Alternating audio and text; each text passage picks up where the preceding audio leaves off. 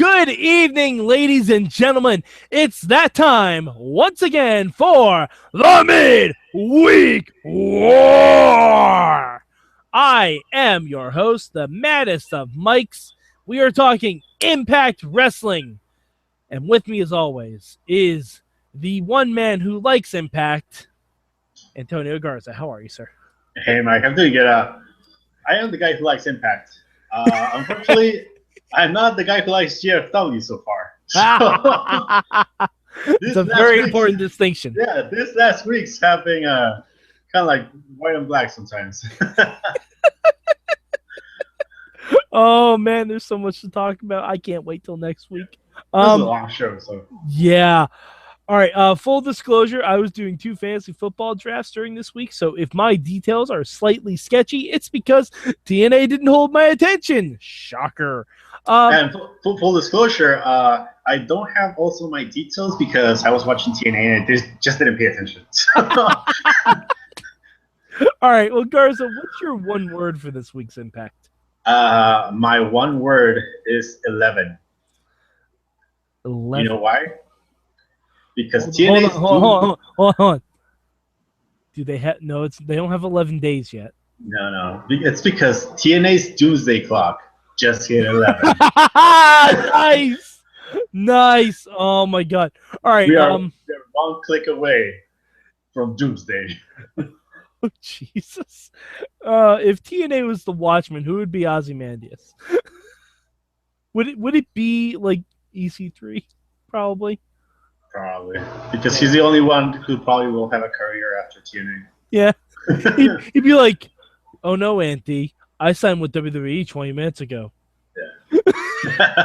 he just adjusts his tie and walks away. All right. My one word this week is uniform. Because if you're going to be someone's personal assistant, you need a fucking uniform, Jeff Hardy. You can't just dress like you're walking out and breaking your leg in Cameron, North Carolina. You can't do it. Especially with a man of EC3 stature. You can't fucking do it. Okay, so Garza, I know it's difficult. What was your good this week for TNA? Oh man, this is going to be crazy, but my good thing is actually Karen Jarrett's promo. Here's why. We're starting off with a low bar. Yeah. I just like that she had the perfect comeback to Ruth's little promo. And it was that part where she said, you know what? You should be taking care of what you say because all you guys in the back are going to have to be talking to Jeff Jarrett next week. And I was like, you know what? You're right. Fuck those guys. All right. You know, I'll take that. Karen is trying to channel late Stephanie McMahon. Yeah, she's trying. I hate her delivery, but the words she speaks, like they ring a bell. Yeah. Okay. All right. I'm with you on that. My good this week is actually going to be Eric Young's heel turn. heel turn. Heel turn. Yeah. His double heel turn, his double heel tulip step. I don't know. But because Eric Young has no reason to stay loyal to TNA. No. So this actually makes the most fucking sense for me in the world. And I'm totally cool with that. It puts Eric Young in a big spotlight, which I enjoy because Eric Young is one of the shining stars in TNA. Like, even when he's given something as horrible as Sergeant Chris Melendez to deal with, he tries to spin it into as much gold as possible. Mm-hmm. But, yeah, I like Eric Young being in GFW because, honestly, Eric Young going to GFW instantly becomes the biggest name GFW has. Yeah, that's what I was about to say. He going to GFW kind of gives GFW some legit strength. Because as much as Masters or Mordersky, whatever his name is like big. Let's be honest, it's Masters. Yeah, Masters is not bigger than the TNA big guys. the tag team of Trevor Lee and Myers are not as good as the tag teams, or as the bad tag teams in TNA. I So still don't know who Trevor Lee is. you need to watch that guy, man. Mm. You need to do some research on him because He it's good. needs to give me a reason to watch that guy.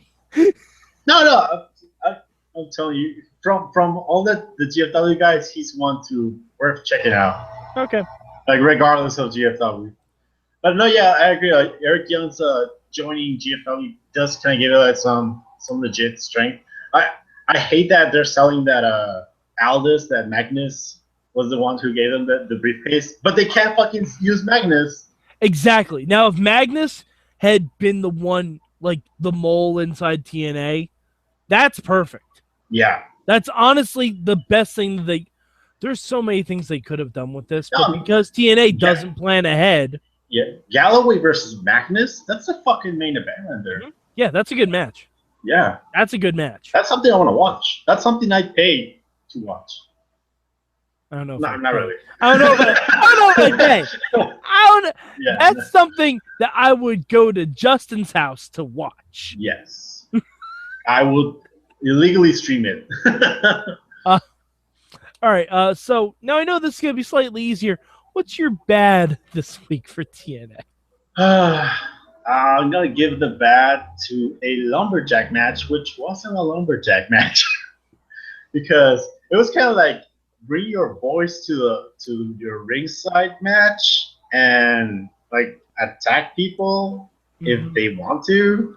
But that wasn't a lumberjack match. See, you know how this would have been more interesting for me? If they took everyone who wasn't involved in Lethal Lockdown and have them be the lumberjacks. Yeah. Because then you can have like a whole bunch of backstage segments with a lot of guys wondering where they should go. Like that sounds more intriguing to me because who knows if DJZ is loyal to TNA? Yeah. I don't think he has a reason to be. Like, and we just saw three guys. Goddard's, one of the Rising guys, Kenny King, and Kenny King. So the leftovers of the Stable Wars that have nothing to do. Like we saw that they're really not like they don't really care for TNA. So I mean, those are the guys that should have been out there. I think that specific part just showed that GFW is really limited. Mm-hmm. It kind of sucks that they only brought. They're still trotting out Scott D'Amore as a key member of GFW. Scott D'Amore. Scott D'Amore is awesome. No, Scott D'Amore is awesome, but he is not a wrestler. Yeah. He is not a wrestler. I think what I'm saying is that it shows that GFW should have brought more than 5 guys to the tapings. They don't have more than 5 guys. No, they do. They do. No, they don't. Not exclusive guys. Yeah, they do. Not who? They have 2 tag teams. One from India and the Heavenly Bodies. I think they're exclusive. I don't think they are. No. Okay. All right. They do have more people. Okay. Well, maybe as of the time of this recording, they didn't. Because you gotta remember, it's September now. This was recorded back in August. July, yeah. So, all right. My bad this week is the Wolves are already 4-time tag team champions. Yeah, that's fucking ridiculous. I didn't like the title change. No, I mean, the title change had to happen because after Lethal Lockdown, GFW is probably going away. Like, let's be honest. They're probably going away. So you had to get the titles back, but why drop them in the first place? Like, where was Dixie Carter to announce, hey, you can't use someone else's briefcase? Because you know what? You can't. That's the rule of the briefcase. You can't do that. They can. No, you can't. Yeah. Give me one instance where that's been precedented. Robbie E gave Velvet his briefcase. No. And she got fired. Velvet was the one who pulled down the case. And then there was that also, I think it was Gunner who gave his briefcase to Storm or something like that. Oh yeah, all right. I guess you're right on that. Yeah. Fuck. But still, like, The problem here is it's not that they gave the title to those guys; it's that they're rushing everything yeah, to they're next trying week. to do like an 8 month angle in 3.5 weeks. Yeah, so I mean that's the problem. I I think the title changes were actually Because good because it gives GFW some power at some point. yeah, because But ultimately this whole thing should be, as I've said before, the guys who you want to see lead TNA to victory ultimately fail. mhm, Like Lashley, Galloway, the Wolves, they should ultimately fail, and then Dixie has to go, Ethan, rebuild. You're right. You were right about this whole thing. I'm sorry. We need you to do this. And he's like, all right, Auntie, I'm going to need a few things. I'm going to need a few guys. And that's when he gets your Bobby Roodes, your James Storms, your heels. That's when you get the Suicide Squad of TNA together, like the dickheads who will lie, cheat, and steal their way to get TNA back. Like that's when you, and then the kicker, when you have EC3, you got your Rude, you got Eric Young before he turned, you got James Storm, and you need a fifth guy. You know who that fifth guy is? Kurt motherfucking Angle. Yeah, And Angle hates all of those guys, but you know what? For the good of TNA, he'll put it aside. And yeah, that is how you do the story. That's how you do the story, but no, they want to do it in a month. yeah. So And that's we're the stuck biggest with the problem. Wolves, Lashley, and Drew Galloway. Galloway. Yeah, that's the biggest problem that I think they're facing. That they're rushing everything.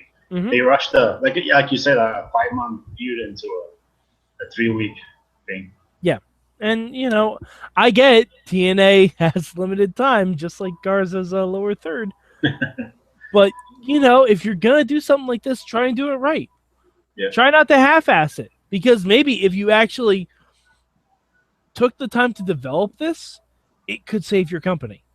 Mm-hmm. It could actually be interesting instead of fake interesting. All right. My bad this week. Oh no, I did mine.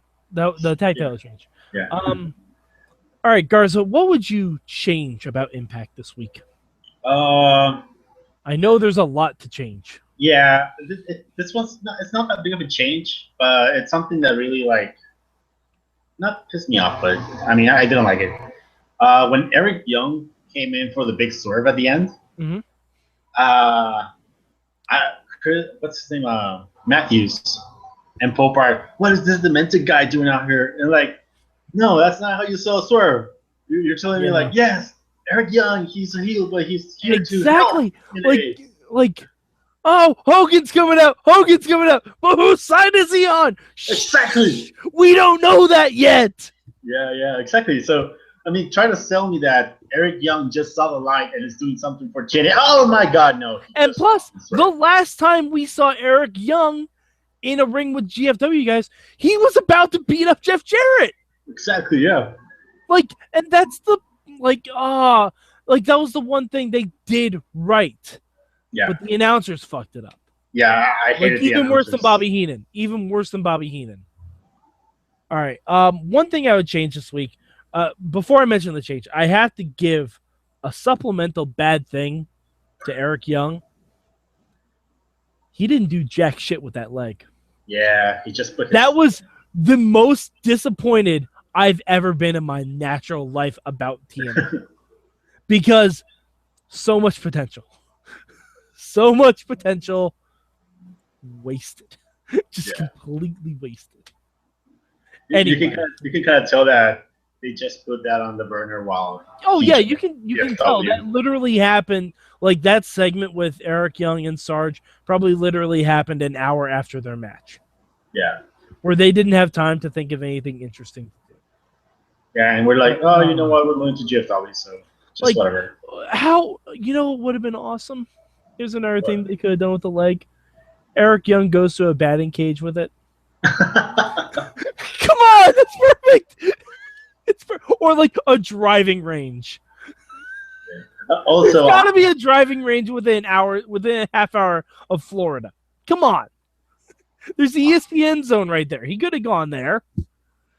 on the topic, I'm just gonna start calling Melendez the Black Knight because he's like, oh, this is not a flesh wound. I want to challenge you again. Like, dude, you don't have a leg. Okay. If they went full Black Knight with him and somehow he was able to remove his other arm, Oh man, I'm totally cool with that. that'd be scary, but I'd be cool with that. Totally cool with it. Totally. His new shirt just needs to be, it's a flesh wound. It's a flesh wound. Oh man. All right. My change this week. We have to reboot the Knockouts division just all together. Yeah. We have to reboot the whole thing from scratch. Because they have so many heels. So many heels. And yet, this is the second week in a row we've had face versus face championship matches. Yeah. And all the heels are now in the same stable. And Lady Tapa. Well, she's GFW. So. Yeah, but still, for some reason, it's a special. It doesn't get a title match. It's a special kind of heel. Yeah, but why didn't she get a title match against what's her name? Brooke. I know she gets one next week, but Jeff Jarrett, corporate hostile takeover. There should have been one night where PJ Black had the King of the Mountain.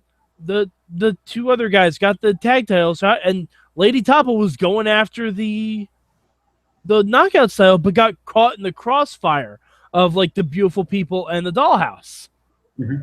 Like, this is not difficult to book. It's not difficult. I grant Lady Tapa, she's the only female in GFW, so it's kind of hard to do that. And next week they have a 4-way for reasons, I guess. I haven't seen the card for next week, but oh no, it's Brooke, Kong, Gale, and Tapa. Yeah, 4-way match, which doesn't make any sense because Dollhouse and Beautiful People not even in the thing, not even in the ethos for that. Like if I were the Dollhouse, I'd go to GFW. Yeah, that's what I would do if I were the Dollhouse. Because why would they want to stay with TNA? TNA didn't care that Taryn got her hand destroyed by Gail Kim.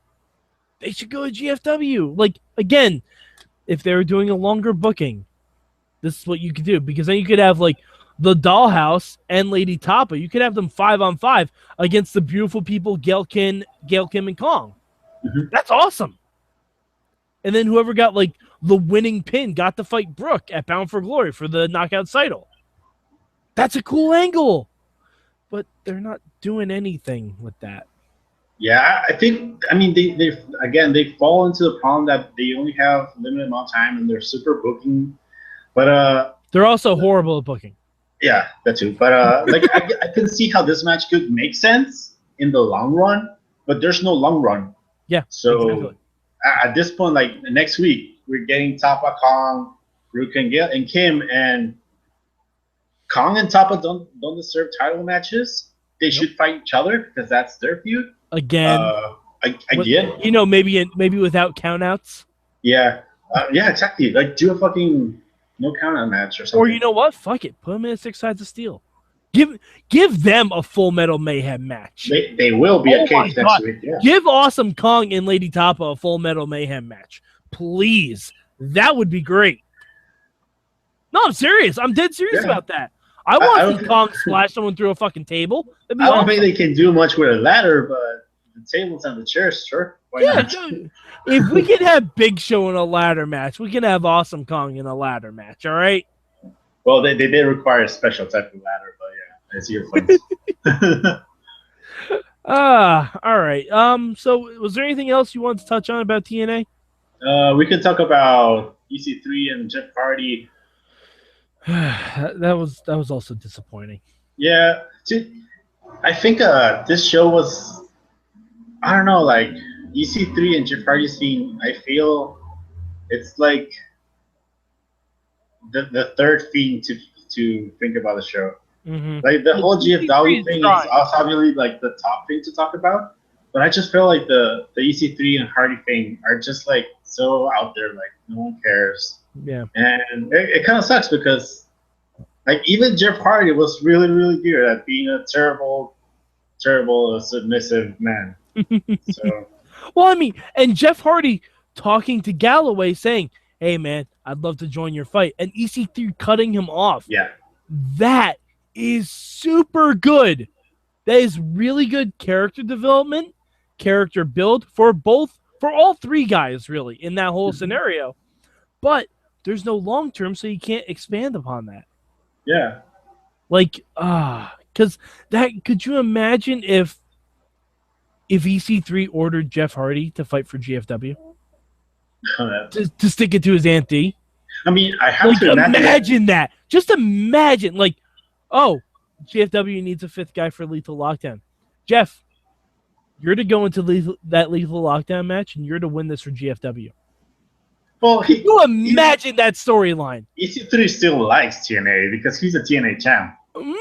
Even to Does he? Well, Does he doesn't like Jared for sure. He doesn't like Jarrett, but he had his back turned on by Aunt D.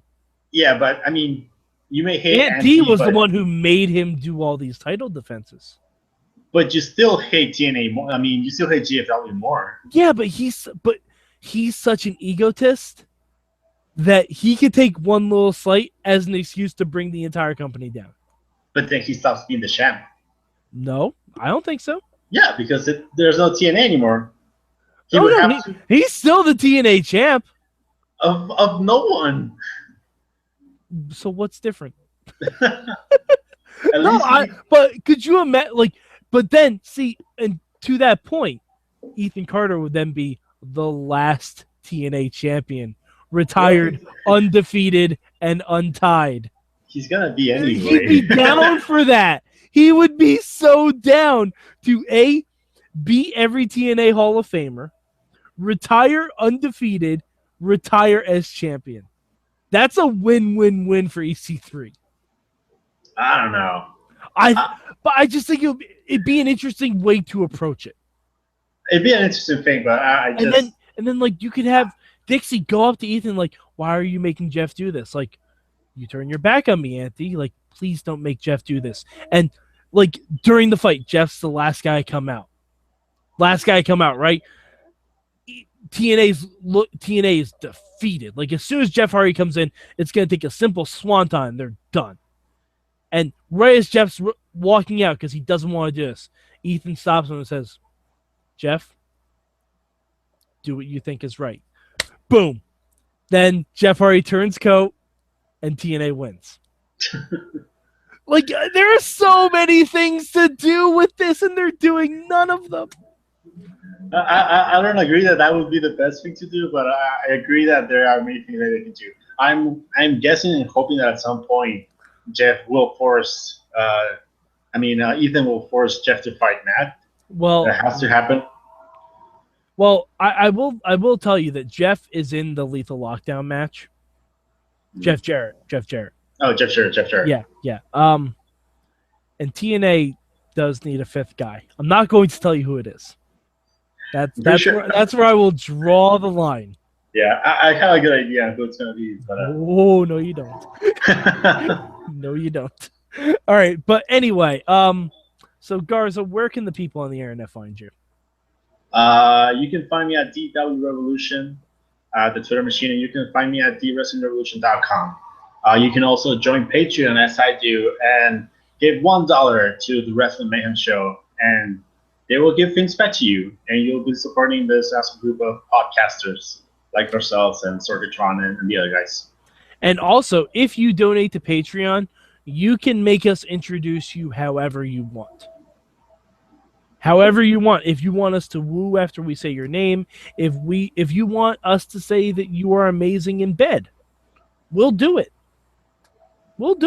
If you want us to just plug something, we'll do that too. Yeah, I'm actually considering making Eamon and Mike introduce me as if I was Anderson. So that's the type of power you get. We're giving $1. And you know what? We'd have to fucking do it. We'd have to do it. All right. I'm Mad Mike 4883 on the Twitters. I also do the Total Divas wrap up every week with Jen Carlins. And if for some reason we don't have one next week, it's because Jen Carlins is still stalking Dean Ambrose as he left Wizard World Comic Con and has him tied in a closet Marty the Moth style. I miss Lucha. I know. As I was saying, I'm like, fuck, I miss Lucha. And Sexy Star is probably totally dead right now. Yeah. She's been locked up a while. All right, so Garza, it's safe to say you have TNA third this week, like I do, right? Yes. Yes. Yeah. Not the best showing. Okay, wrestling, just Okay. so many missed opportunities. Yeah. So many missed opportunities. Next week is going to be interesting because I've kind of been spoiled on this. Garza has not been. It's going to be interesting next week.